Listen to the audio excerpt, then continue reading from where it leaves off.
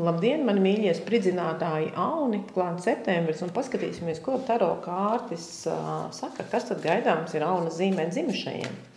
Aunas, kopīgā enerģētika. Auna šajā mēnesī būs apdomīgi. Viņiem lapa tiks apsvērt, izrēķināt, saprast, pamanīt atšķirības, kur ir godīgi, kur ir negodīgi, kur ir taisnīgi, kur nav taisnīgi. Ja? Tāda vajadzība aplūkot visu no divām pusēm, kas starp citu auniem nemaz nav ļoti raksturīgi. Ļoti laba mācība pēc manām domām. Tomēr daudziem auniem šis būs tīri praktisks vingrinājums. Tas būs praktiska lietu kārtošana, licenžu kārtošana, ja? Dažādu līgumu slēgšana, vēršanās kādot pie notāra. Tas ir valsts instances vai likumīgu lietu sakārtošana. Tas ir tas, kas jums gaida šajā mēnesī. Un, šī kārta saka, ka visam, ko jūs darat septembrī, ir jābūt godīgam, ļoti godīgam. Un ja jūs pamanat savā prātā kaut ko tādu, ka jūs zinat, ka jūs rītīgi sen esat sakārtojuši šo lietu, tad ir īstais laiks ķerties vērsim pie ragiem. Tad darbiņš un resursi, nauda, ko tie sola aunam.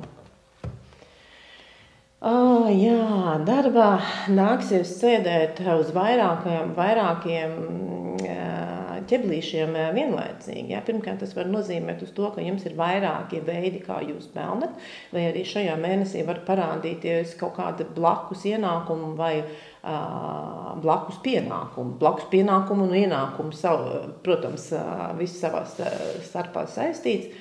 Šī kārts ir tāda kā mēģināšana iegūt vairāk, nopelnīt vairāk, jo ir tāda sajūta, ka it kā nepietiek. Laikam ir pietiekami daudz ambīciju, pietiekami daudz vēlēšanās, un līdz ar to tā kā gribas mazliet tā kā ķert, tā kā piedalīties, tā kā varbūt kaut kur tēriņus iekonomēt, vienā vietā ieguldīt, citā atkal tā kā ar to naudiņu manipulēt un ar iespējām arī.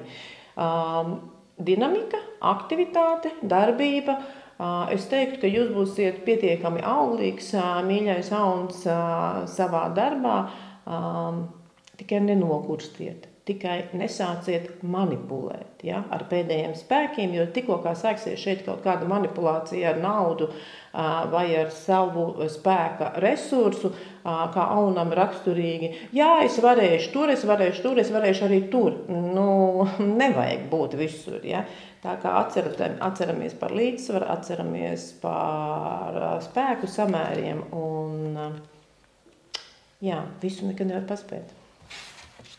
Septembrī, pēc tam jau redzēsim atkal kā būs, ja. Tā, privātā dzīve auns. Tas pats tie paši divi pentakļi. Tie paši divi pentakļi visu laiku izsvēra, attiecībās viņi izsvēra, kam ir galvenā loma šeit, ja? Vai tad ir svarīgi tas, ko es gribu, vai svarīgi ir tas, ko partneris grib. Un šajā mēnesī var pienākt situācijas, kad jūsos rodas tā kā vēlme apstrīdēt to, ka partnerim, teiksim, gribas, lai jūs vairāk darat to, kas viņam interesē, vai ejat tur, kur viņam interesē. Jā, šī ir šāda notsvar skanēja, tad vēl dažām labam aunām varētu nākt prātā arī apskatīties kādu papildus partneri, ja tīri nejauši, taču auni vienkārši ir visur klātesoši un publiski, un kāds var tiešām pievērst jums uzmanību, kas ļauj jūsu uzmanību savukārt novērst no sava vienīgā partnera, tā kā salīdzināt mazlietiņās, ja? Tā kā mazliet salīdzināt, redzēt, cik švītīgs jaunais cilvēks te parādās. Tiem, kas pašlaik meklē tikai partnerus, šī kārtu sola izvēle, tātad jums būs iespēja neviens atrast sevi interesējošu cilvēku, bet tie būs visdrīzāk divi, kuru jums būs grūti pārauties uz pusēm, lai saprastu, ar kuru tad vairāk, biežāk un aktīvāk. Nu, tāda, man liekas, ļoti daudzsološa kārta, bet palūkojieties, mīļie jaunie, visās kārtīs, visās trijās kārtīs ir šis šūpošanās efekts. Redziet, šeit ir 2 kausi uz svariem, un te jūs visu laiku, visās kārtīs jūs tā kā no vienas kājas uz otru, no vienas kājas uz otru. Mēģiniet turēt centru, ja? Lai tas jūs tā neizšūpina, lai jūs ritīgi neizšūpina. Turiet to savu centru ļoti stingri. Un tagad padoms.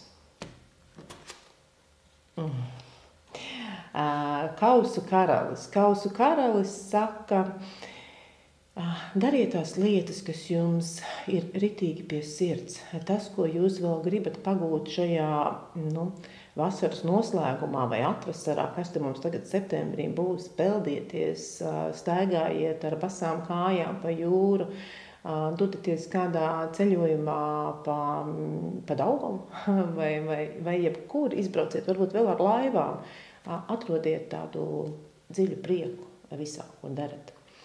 Manuprāt, ļoti skaists mēnesis, Auni, lai izdodas to izdarīt visu vislabākajā veidā. Uz tikšanos!